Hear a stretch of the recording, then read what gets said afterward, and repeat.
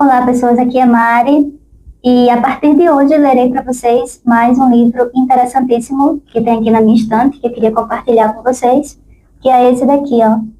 Até já indiquei ele num vídeo curto, mas a partir de hoje vou ler ele completamente para vocês, tá? A Invenção das Mulheres.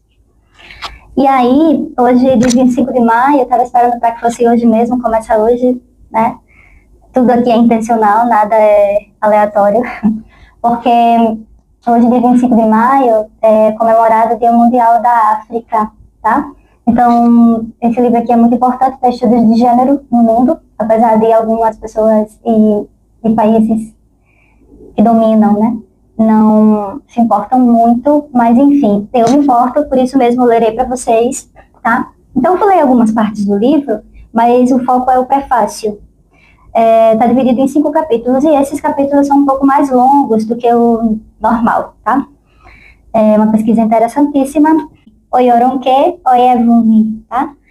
Então, ó, marco referencial no campo dos estudos de gênero. Estou lendo aqui a parte de trás do livro. O livro da socióloga nigeriana Oyoronke Oyevumi oferece uma nova maneira de compreender o papel social da mulher a partir de referências africanas, especificamente da cultura iorubá. A pesquisa, resultado de sua tese de doutorado, revela como a ideologia do determinismo biológico está no cerne das categorias sociais ocidentais. A ideia de que a biologia fornece a base lógica para organizar o mundo social.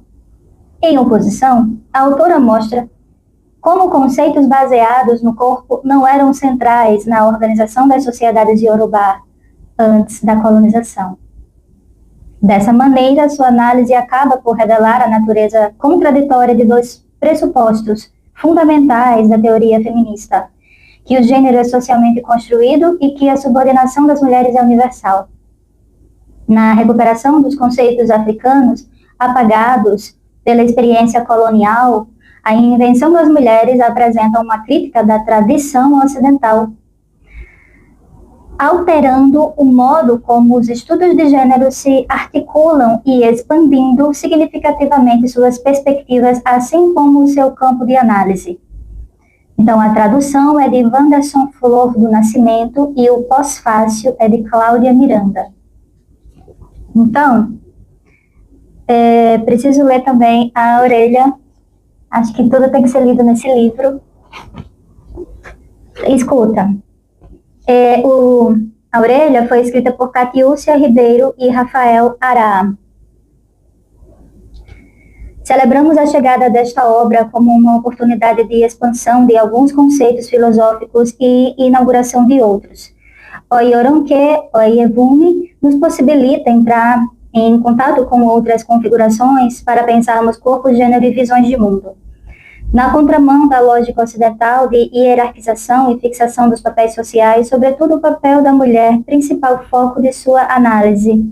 Oyevumi nos apresenta modos de existência que questionam as categorias que vêm sustentando os discursos hegemônicos ao longo dos séculos.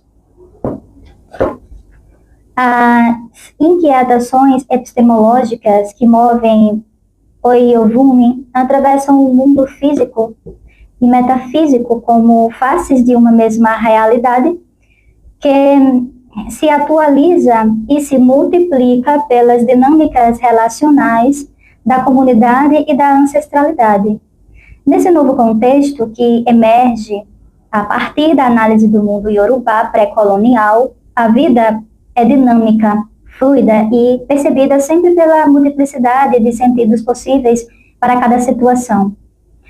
A presente tradução de A Invenção das Mulheres para o português resulta de uma longa pesquisa do filósofo Wanderson Flor do Nascimento, que acompanhamos ao longo dos últimos anos e que tem contribuído para a divulgação do trabalho da autora no Brasil. Ele vai falar também um pouco sobre a tradução, as dificuldades, né, da questão de gênero a partir da própria tradução da linguagem. Temos aqui uma obra fundamental para todos os interessados em filosofia, sociologia, história e debates sociais importantes no cenário contemporâneo a partir da percepção de uma pensadora nigeriana que desafia ideias universalizantes e convida a leitora e o leitor a pensar por categorias e conceitos iorubanos que expandem o pensamento e a própria experiência social.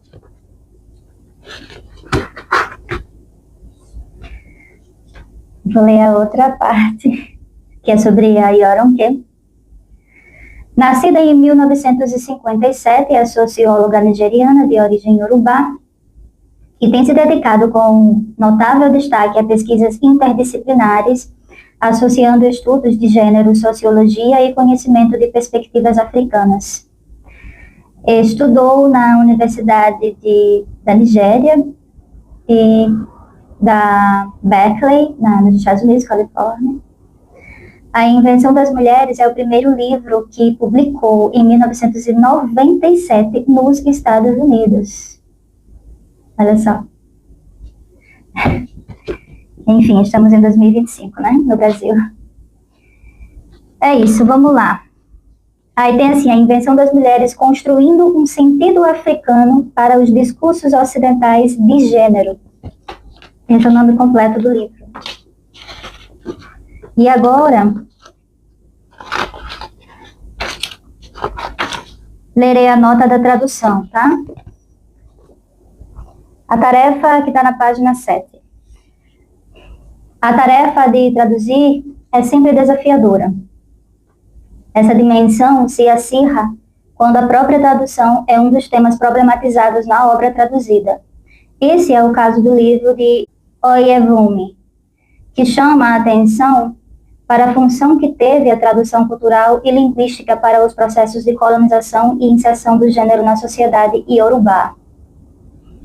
Ela discute a tensão entre uma língua isenta de gênero, o iorubá, e outra que seria estruturada em torno do gênero, o inglês. Se na língua inglesa já há uma forte presença da lógica e sentidos do gênero, no português o fenômeno é ainda mais intenso. Não apenas os pronomes e substantivos são marcados pelo gênero, mas a maior parte das palavras designativas das qualidades, funções e atividades humanas também o são. Por isso, esta tradução optou por tentar, tanto quanto possível, evitar o uso do masculino como signo de neutralidade de gênero.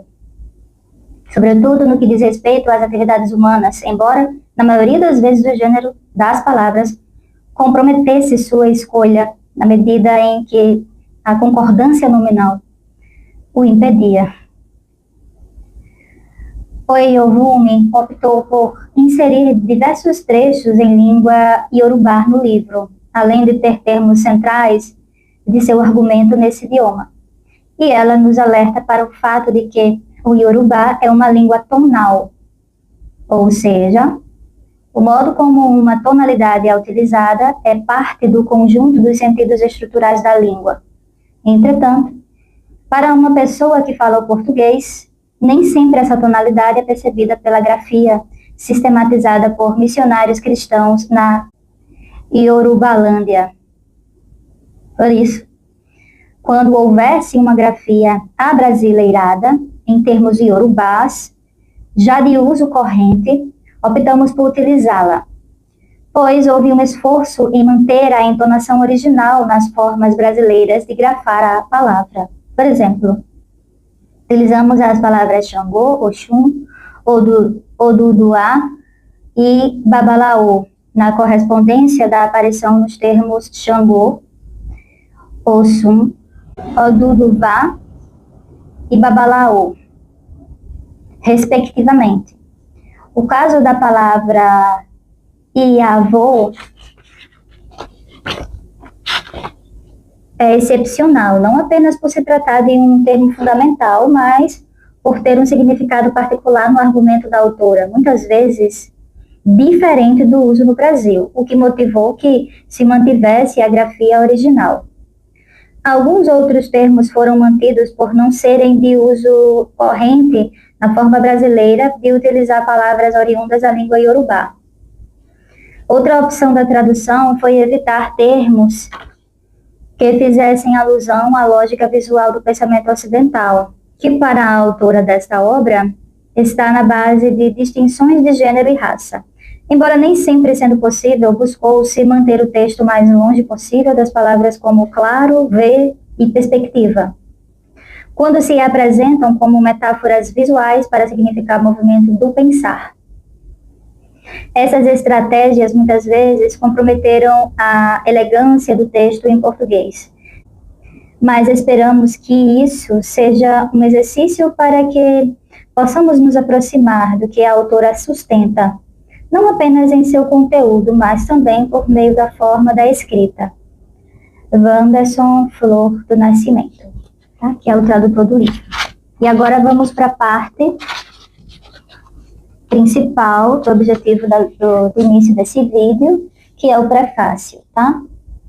Então, já está na página 15. Escuta.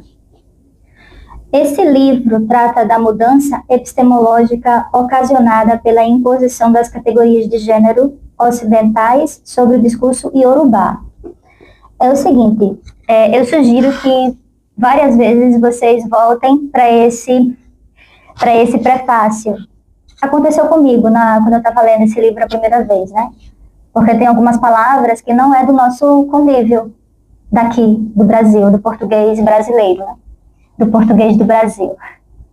Então, às vezes a gente tem que refletir um pouco, voltar para compreender aquilo que está escrito bem organizadinho aqui no prefácio para a gente, tá? Então, vamos lá, continuando. É bom dar uma voltada de vez em quando aqui para se ligar, caso se perca na leitura. Então, eu digo para vocês que a pessoa que ouvir essa leitura desse livro, ela realmente tem que estar muito afim. Ela realmente tem que se interessar muito por questões de gênero. Não é a maioria das pessoas, eu sei disso, né? Mas mesmo assim eu quero lê-lo porque esse livro é muito importante, na minha humilde opinião. Mas vamos lá. Considerando que exista uma nítida fundação epistemológica para o conhecimento cultural, a primeira tarefa do estudo é entender a base epistemológica da cultura iorubá e ocidental. Esse é um esforço arqueológico na medida em que se preocupa em revelar os pressupostos mais básicos e mais ocultos, tornando explícito o que estava meramente implícito e desenterrando os pressupostos subjacentes assumidos nos conceitos e teorias de pesquisa apenas quando tais pressupostos são expostos. Podem ser debatidos e problematizados. Este livro não aborda a chamada questão da mulher. Este é um tema derivado do Ocidente, uma herança da velha somatocentralidade do pensamento ocidental. Trata-se de um problema importado e não autóctone para os povos iorubás. Se este se tornou um tema relevante nos estados iorubás, a história desse processo precisa ser contada. Este estudo tornou-se parte dessa história. Quando iniciei a pesquisa, acreditei que me seria possível fazer um estudo sobre gênero em uma comunidade iorubá contemporânea, que principalmente abordaria a questão a partir de uma abordagem local. Logo ficou nítido para mim que, em função da prática acadêmica de depender de teorias e debates conceituais originados e dominados pelo Ocidente, muitas das questões que orientaram o projeto de pesquisa inicial não foram e não poderiam ser geradas nas condições locais. Mas segui acreditando que o problema poderia ser superado durante o processo. Na medida em que meu trabalho e meu pensamento progrediam, percebi que a categoria mulher, que é fundacional nos discursos de gênero ocidentais, simplesmente não existia na Iorubalândia antes do contato mantido com o Ocidente. Não havia um tal grupo caracterizado por interesses partilhados, desejos ou posição social. A lógica cultural das categorias sociais ocidentais é baseada em uma ideologia do determinismo biológico. A concepção de que a biologia fornece a base lógica para a organização do mundo social. Assim, essa lógica cultural é, na realidade, uma biológica. Ela separa a palavra biológica, bio-lógica. Categorias sociais como mulher são baseadas em um tipo de corpo e são elaboradas em relação e em oposição a outra categoria, homem.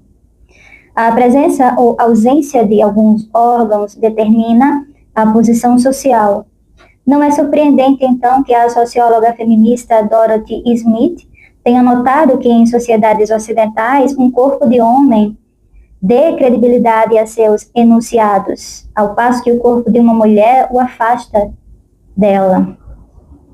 Judith Lorber também nota a profundidade e a ubiquidade das noções da biologia no domínio social, quando escreve que o gênero é algo tão penetrante em nossa sociedade ocidental que assumimos sua criação em nossos genes. Diante disso, é óbvio que se alguém quisesse aplicar essa biológica ocidental no mundo social iorubá, ou seja, utilizar a biologia como uma ideologia para a organização do mundo social, teria que primeiro inventar a categoria mulher no discurso iorubá. A afirmação de que a mulher como categoria social não existia em comunidades iorubás não deveria ser lida como uma hermenêutica antimaterialista, um modo de desconstrução pós-estruturalista do corpo da dissolução. Longe disso, o corpo foi e é bastante material em comunidades iorubás. Mas antes da instalação de noções ocidentais na cultura iorubá, o corpo não era base de papéis sociais, inclusões ou exclusões.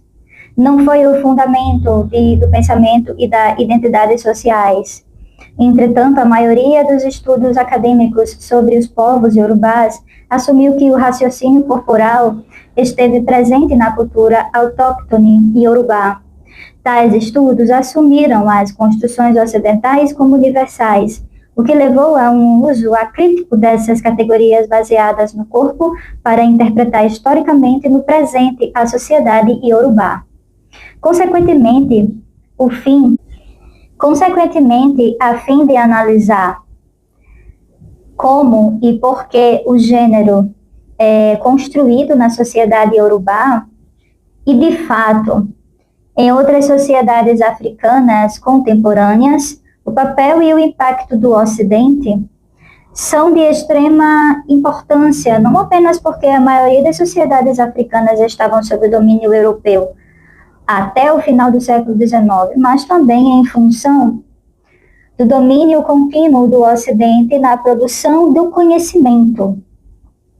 Nos estudos africanos, historicamente e atualmente, a criação, constituição e produção do conhecimento continuaram sendo privilégio do Ocidente. Por esse motivo, o raciocínio corporal e a biológica, que derivam do determinismo biológico inerente ao pensamento ocidental, foram impostos às sociedades africanas. A presença das construções de gênero não pode ser separada da ideologia do determinismo biológico. Esquemas e teorias conceituais ocidentais tornaram-se tão difundidas que a quase totalidade do conhecimento acadêmico, mesmo de pessoas africanas, os utiliza sem reservas. Esse livro surgiu da compreensão do domínio ocidental nos estudos africanos. Essa compreensão tornou necessária a realização de um reexame dos conceitos subjacentes aos discursos dos estudos africanos. Conscientemente, tendo em consideração as experiências africanas, nitidamente todos os conceitos trazem consigo suas próprias bagagens culturais e filosóficas, muitas das quais se tornam distorções forâneas quando aplicadas a culturas diferentes das quais derivam. Portanto, Como um primeiro passo para mapear a lógica cultural de uma sociedade africana como a Yorubá, categorias conceituais e formações teóricas que derivam de experiências ocidentais tiveram de ser desveladas. Após essas considerações, descobri que já não era possível que eu fizesse um estudo de gênero, uma categoria biologicamente concebida em um espaço Yorubá. De início, tive de escrever uma história dos discursos de gênero nos estados Yorubá. Ficou explícito para mim que, em analogia com a explicação de Michel Foucault sobre a história da sexualidade, a história do gênero, isto é, a história do que funciona no discurso acadêmico como um específico campo da verdade, deve inicialmente ser escrita desde a abordagem de uma história dos discursos. Além disso, uma análise de parte da reorganização material ocorrida como resultado da colonização britânica precisou ser feita. Minha explicação sobre a colonização, entretanto, não repousa apenas sobre o período formal da colonização. Assumo o período do tráfico escravagista atlântico como parte integrante desse processo. Na história iorubá, não existe maneira lógica de separar esses dois períodos. Logicamente, eles foram um processo desenvolvido durante vários séculos. Sem atenção ao domínio material global do Ocidente, não pode haver uma compreensão ajustada para essa hegemonia contínua nas ideias e na produção do conhecimento. Por isso, este estudo é também sobre a sociologia do conhecimento. Este estudo, então, procura documentar por que e como o gênero veio a ser construído na sociedade iorubá do sudoeste da Nigéria. A Yorubalândia foi formalmente colonizada pelos britânicos entre 1862 e 1960. E como o gênero é constituído como uma categoria fundamental nos estudos acadêmicos sobre os povos iorubás. A principal questão abordada é a seguinte: quais são as relações entre, por um lado, as distinções bioanatômicas e as diferenças de gênero como parte da realidade social, e, por outro, as construções de gênero como algo que quem observa traz para uma situação particular observada. Questiono as maneiras pelas quais as suposições ocidentais sobre diferenças sexuais são usadas para interpretar a sociedade iorubá, e nesse processo criam um sistema local de gênero. Minha análise problematiza várias ideias, algumas mencionadas acima, comuns em muitos escritos feministas ocidentais. Primeiro, as categorias de gênero são universais e atemporais e estão presentes em todas as sociedades, em todos os campos, em todos os tempos. Muitas vezes, a ideia é expressa em um tom bíblico, como se sugerisse que no princípio era o gênero. Segundo, o gênero é um princípio organizador fundamental em todas as sociedades e, portanto, é sempre proeminente. Em qualquer sociedade, o gênero está em todo lugar. Terceiro, há uma categoria essencial e universal, mulher, que é caracterizada pela uniformidade social de seus membros. Quarto, a subordinação das mulheres é um universal. Quinto, a categoria mulher é pré-cultural, fixada no tempo histórico e no espaço cultural. Em antítese, a outra categoria fixada, homem. Propondo que essas suposições resultam do fato de que, nas sociedades ocidentais, os corpos físicos são sempre corpos sociais. Como consequência, não há verdadeiramente uma distinção entre sexo e gênero, apesar das muitas tentativas feministas de distingui-los. No Ocidente, as categorias sociais têm uma longa história de incorporação e, portanto, de generificação. De acordo com a antropóloga Shelley Eglinton, sexo com um S maiúsculo é o sistema de gênero do Ocidente. Ela continua, abre aspas. Mas o sexo não é a única maneira de classificar os corpos humanos, nem a única maneira de significar o sexo. É fácil imaginar diferentes classificações e justificativas culturais para categorias de gênero, cenários diferentes que igualmente levem em consideração as evidências que nossos corpos favorecem. Fecha aspas. O caso Yorubá oferece um cenário bem diferente. E mais do que isso, mostra que o corpo humano não precisa ser constituído como generificado ou ser percebido como evidência para a classificação social em todos os tempos. Na sociedade Yorubá pré-colonial, o tipo de corpo não era a base da hierarquia social. Machos e fêmeas não eram estratificadas de acordo com a distinção anatômica. A ordem social exigia um tipo diferente de mapa, e não um mapa de gênero que supõe a biologia como a base para a classificação social. Uso os conceitos de sexo e gênero como sinônimos. Com relação à sociedade iorubá no período pré-colonial, entretanto, cunhei os termos sexo anatômico, macho anatômico e fêmea anatômica, para enfatizar a atitude não generificada em relação entre o corpo humano e os papéis sociais, posições e hierarquias. Em alguns lugares, encurtei esses termos para anassexo, anamacho e anafêmea. Meu propósito ao qualificar esses termos como anatômico ou ana é mostrar que as distinções corporais iorubás eram superficiais e não assumiram nenhuma dimensão hierárquica social como no Ocidente. As categorias sociais ocidentais derivam, essencialmente, de um dimorfismo sexual percebido no corpo humano. O gênero simplesmente não era inerente à organização social humana.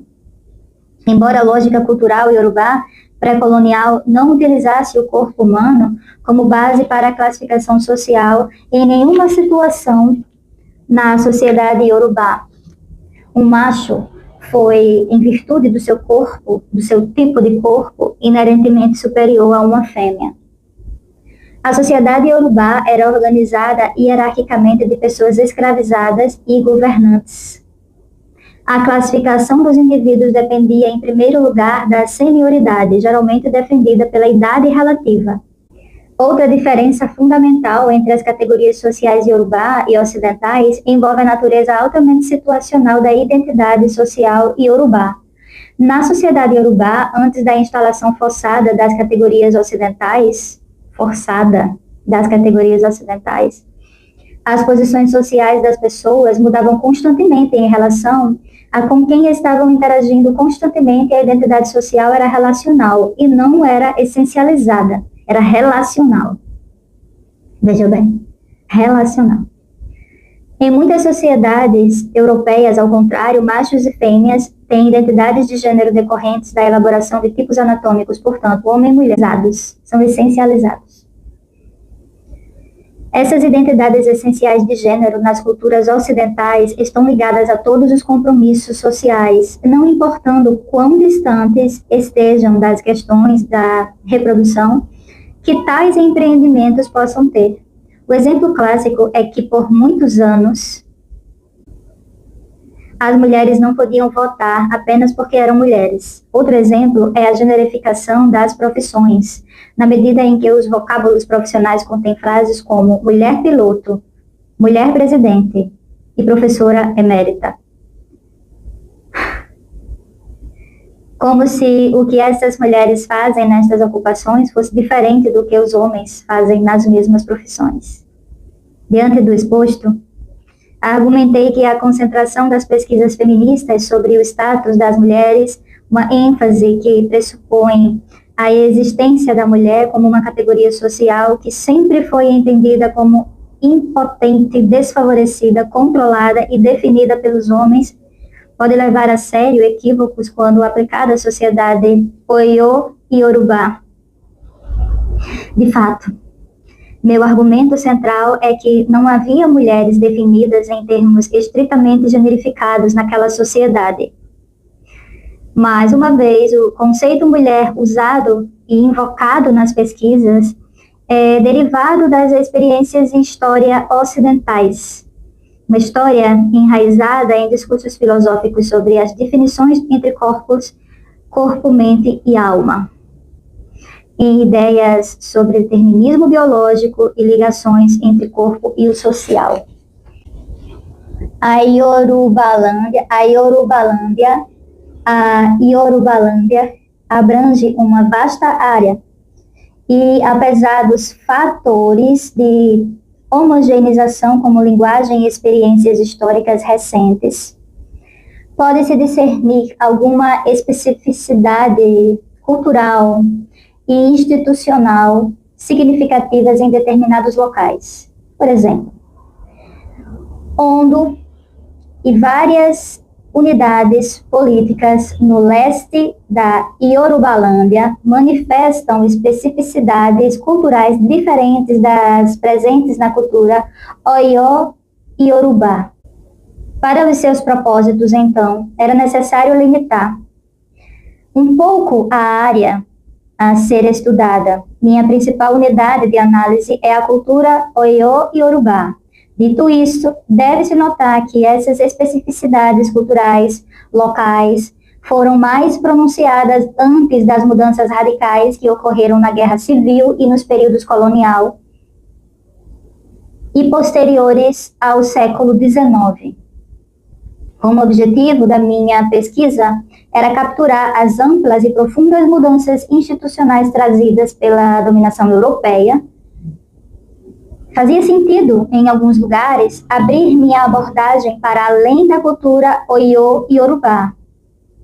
Devo acrescentar aqui que a linguagem é central para o meu estudo. E meu engajamento é com a língua Yorubá falada pelos Oyós. Embora esteja nítido que as conclusões deste estudo são aplicáveis a algumas outras sociedades africanas, hesito em aplicá-las amplamente. Sobretudo porque não quero cair na armadilha comum de apagar uma multiplicidade de culturas africanas, fazendo generalizações fáceis, processo que resulta em homogeneização injustificada. O apagamento de culturas africanas, um importante defeito de muitos estudos sobre a África, motiva meus esforços para não fazer um caso de generalização simplista sobre a África a partir do exemplo Yorubá. Há duas maneiras comuns pelas quais as culturas africanas são desprezadas, mesmo em estudos que são supostamente sobre sociedades africanas. A primeira é através da imposição acrítica sobre culturas africanas, de categorias conceituais supostamente objetivas e teorias cujas origem e constituição estão ligadas à cultura ocidental. A segunda é o que chamo de teoria amalgamada da África, cujo resultado é a homogeneização desenfreada das culturas africanas, mesmo quando está nítido que essas culturas não compartilham instituições ou histórias idênticas. Não há dúvida de que os africanos têm muita coisa em comum e que algumas generalizações são possíveis. Mas é preciso ter cuidado ao decidir como essas afirmações devem ser feitas e em que nível elas serão aplicadas, dada a insuficiência de estudos detalhados, historicamente fundamentados e culturalmente informados nas muitas sociedades africanas. Outra preocupação desse trabalho é historicizar e explicar o androcentrismo no estudo da história e cultura iorubá. A suposição do privilégio masculino em muitos desses escritos e em parte da vida iorubá hoje é questionada, porque há evidências de que isso nem sempre foi o caso. Além disso, proponho que, embora a dominação masculina esteja presente na pesquisa acadêmica e na escrita popular sobre os povos iorubás, tal domínio na vida iorubá, tanto historicamente como hoje, não pode ser considerado como algo implícito no mesmo grau em todos os lugares, instituições e situações. Por exemplo, em 1996, havia 2 Baale, lideranças da aldeia, significa. Femininas, que isso aqui eram femininas em Ogbomoso. Essas mulheres eram as portadoras da sua herança familiar de governo. Tive o privilégio de conduzir uma série de entrevistas com uma delas, Baale Maya. Isso está no capítulo 3. Ela colocou aqui entre parênteses. O que é impressionante é que essas mulheres não recebam a notoriedade que merecem. Mesmo na era das conferências internacionais de mulheres e a ênfase é erroneamente em como a tradição vitimiza as mulheres. O grau com o qual a hierarquia de gênero se manifesta hoje nas instituições do Estado é diferente do grau em que aparece na família ou nas religiões autóctones. Quão difundida quão profunda entre quais grupos sociais, quando e onde se manifestam, são questões empíricas que exigem pesquisas e não suposições inquestionáveis. Uma questão relacionada é que quem pesquisa assumiu que os costumes, entre aspas, atuais que encontram estão sempre enraizados em antigas tradições. Eu sugiro que a temporalidade não deve ser tida como natural. Algumas delas são novas tradições. Outro tema mencionado acima é o papel de quem pesquisa no processo da formação de gênero. Argumento que conceitos e formulações teóricas são ligados à cultura e que as pessoas que pesquisam não meramente registram ou observam no processo de pesquisa, elas também são participantes. Penso, portanto, que mesmo quando a pesquisa africana procura validar a especificidade da experiência africana, ela o faz dentro dos quadros das categorias de conhecimento derivadas da Europa. Assim, embora as origens do raciocínio corporal possam ser encontradas no pensamento europeu, suas influências estão em toda parte, incluindo a diversidade de disciplinas nos estudos africanos. Meramente por analisar uma sociedade particular com construtos de gênero, quem pesquisa cria categorias de gênero. Quem pesquisa cria categorias de gênero. Dizendo de outro modo, escrevendo sobre qualquer sociedade por meio de uma abordagem de gênero, quem investiga necessariamente escreve o gênero nessa sociedade.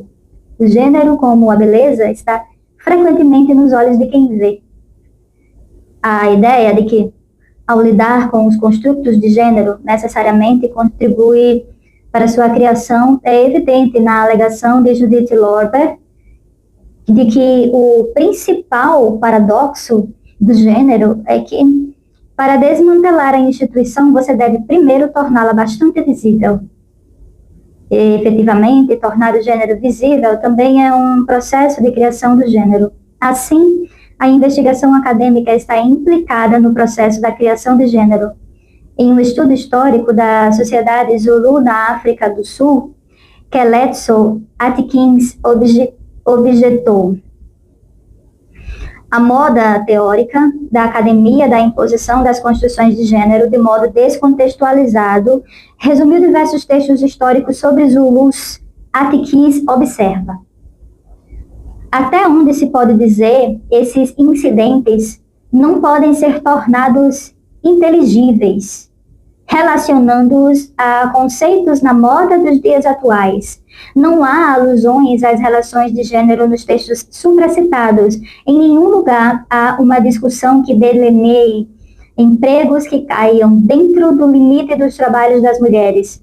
Insistir, então, nesses incidentes como, de alguma forma, ligados a questões de gênero, seria grosseiramente interpretar mal as passagens, atribuindo a elas um significado nunca pretendido.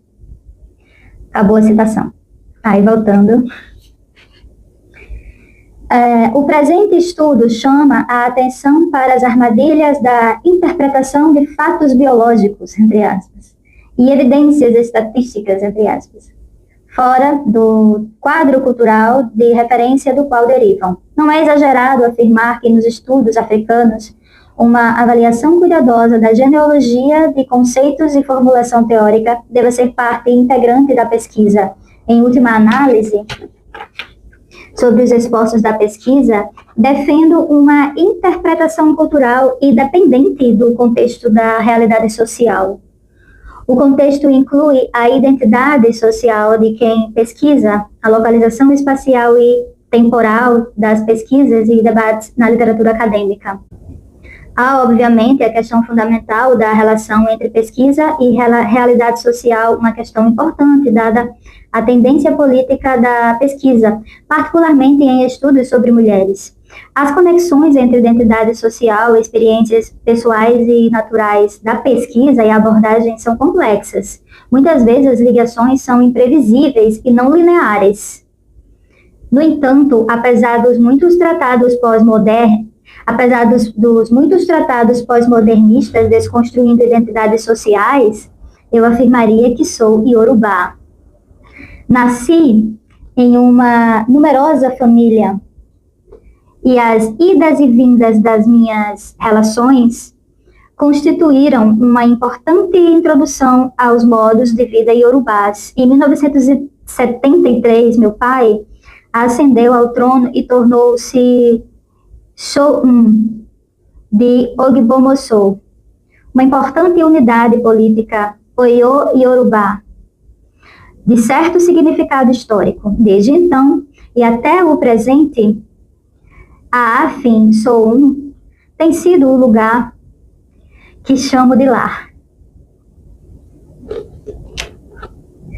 Diariamente escutei percussionistas de tambor e ouvi os orinques, poesias laudatórias dos meus antepassados, recitados enquanto as mães reais ofereciam os poemas a membros da família como saudações, enquanto passávamos pelo Saaré, o pátio no qual foram sepultados monarcas que já faleceram. As nossas pessoas ancestrais ainda estão muito conosco. O palácio esteia a cidade antiga, que é cercada por todos os lados pelos dois mercados, Ojá, Igibó e Ojá Jangu. Mercados que se preenchem de glória à noite. O Aafin Shoun é o centro de rituais diários e de um fluxo constante de pessoas da cidade que prestam homenagens e trazem suas várias histórias para meu pai e minha mãe. Passar tempo com minha mãe, Igbaiayalolá, a Alori, esposa real de mais idade, cuja corte é o primeiro porto de escala para muitos dos Arailu, gente da cidade. Arailu é gente da cidade. Acrescentou ainda outra posição privilegiada para ver esse mundo dinâmico. Todos esses acontecimentos proporcionaram ampla oportunidade para que eu observasse e refletisse sobre os aspectos pessoais e públicos da cultura viva. Os festivais anuais, como o Egungun, o Oolé e o Igibé, me ensinaram a reconhecer a continuidade cultural e me fizeram apreciar as instituições autóctones.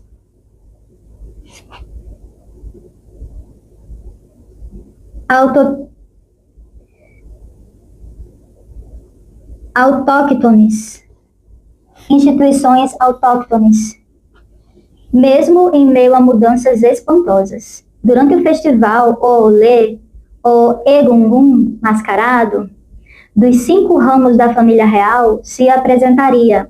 Quero acreditar que todos esses eventos e processos foram significativos em moldar a minha abordagem e algumas das questões com as quais lido neste livro. Com isso, não posso deixar de enfatizar as contribuições das conversas que tive com meus pais, prole mais velha e mais jovem de meus pais. As muitas mães e pais do palácio e a família em geral no curso dos muitos anos dessa pesquisa. O capítulo 1 deste estudo analisa como o pensamento social ocidental está enraizado na biologia, usando o corpo como fundamento da ordem social. Também examina o domínio do Ocidente na constituição do conhecimento sobre a África e as implicações dessa posição privilegiada como referência nos estudos africanos. No capítulo 2, examina a sociedade Oyo-Yorubá em seus próprios termos, isto é, com a consciência de que ver essa sociedade através das lentes de gênero do Ocidente é uma causa de percepção distorcida. O capítulo 3 discute como quem pesquisa aplica os paradigmas O capítulo 3 discute como quem pesquisa aplica os paradigmas ocidentais sobre gênero em seu próprio trabalho, sobre a África e usa a história recebida da velha Oyo como um ponto de entrada na questão da reconstrução do passado e do problema de generificar a história. No capítulo 4, analisa a colonização como um processo multifacetado que estimulou a institucionalização das categorias de gênero na Yorubalândia. O capítulo 5 interroga o impacto do bilinguismo Yorubá/inglês sobre a sociedade Yorubá e a tradução da oralitura Yorubá para o inglês, dado que o inglês é uma língua especificamente generificada e o Yorubá não é. O mundo em que vivemos hoje, ou seja, multicultural e monocultural, é, portanto, problematizado. Em certo sentido, este livro pretende levantar muitas questões enquanto responde apenas algumas. Algumas das questões empíricas só podem ser resolvidas por pesquisas futuras. Espero que essas afirmações feitas e as questões levantadas gerem debates e pesquisas sobre as sociedades africanas que conscientemente questionem as premissas acadêmicas embutidas. É legal partilhar com vocês sobre esse livro aqui, incrível, que precisamos ouvir, ler e ouvir. Então é isso, fico por aqui, findei o prefácio para vocês, e na próxima leitura lerei para vocês o primeiro capítulo do livro, tá? A Invenção das Mulheres de Oyeronke. Tchau, até a próxima.